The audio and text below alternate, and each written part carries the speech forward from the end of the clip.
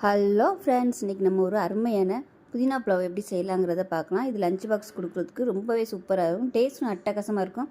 அதுக்கு இப்போ ஒரு மிக்ஸி ஜார் எடுத்துக்கலாம். ஒரு கைப்பிடி புதினா, ஒரு கைப்பிடி கொத்தமல்லி, கொஞ்சமாக இஞ்சி பூண்டு பேஸ்ட்டு, 4-5 பச்சை மிளகா சேர்த்துக்கலாம். இப்போ தண்ணி ஊற்றி நல்லா நைஸாக அரைச்சி வச்சுக்கலாம். இப்போ ஒரு குக்கர் எடுத்துக்கோங்க. அதில் நெய்யும் நல்லா கலந்துக்கோங்க.